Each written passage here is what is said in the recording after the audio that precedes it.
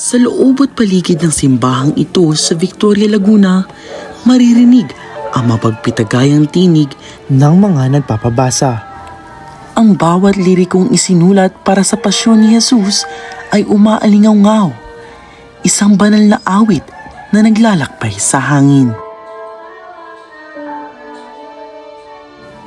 Ngunit sa paglabas ng mga deboto mula sa lilim ng dambana patungo sa nagpapagang lansangan, ang panata ay nagpapago ng anyo.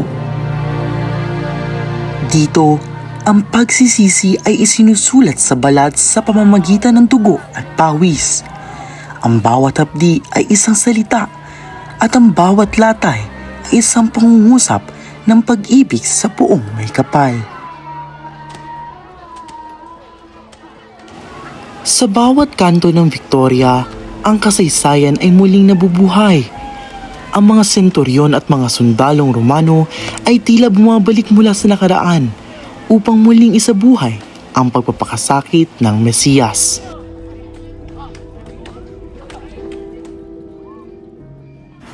Ngunit sa gitna ng init at hapdi, may mga kanto na nagbibigay ng panandaliang ginhawa.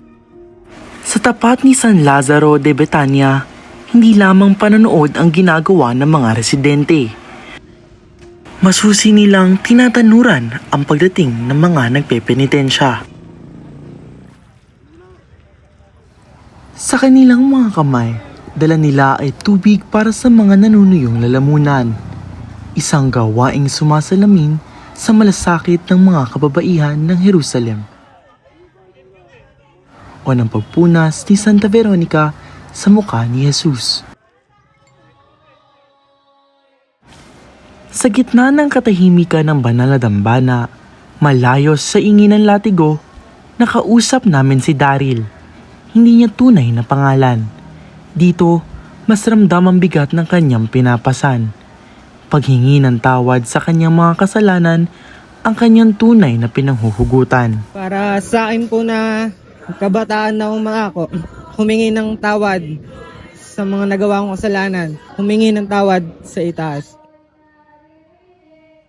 Ayon kay Daryl, ang mga masasakit na palo sa kanyang likuran ay hindi na niya para indahin, sapagkat para sa kanya, ang dugong umaagos mula sa kanyang mga sugat ay wala pa sa kaningkingan ng sinapit ni Jesucristo para sa ating lahat.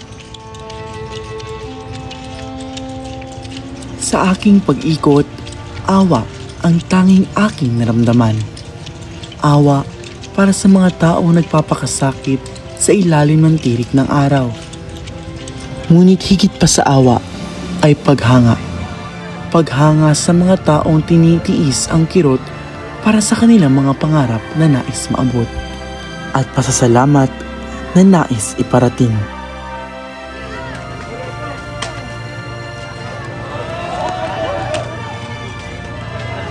Ang tubig ay maaaring pumawi sa uhaw at ang dambana ay maaaring magbigay ng silong.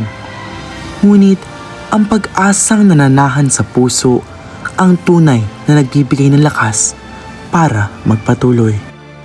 Matumba man sa bigat at sakit, pipiliin pa ring tumindig dahil sa pag-asang nasa puso ng bawat isang mga ako dito sa bayan ng Victoria. Ako si Brian Daginsin. Ito ang Be Witness.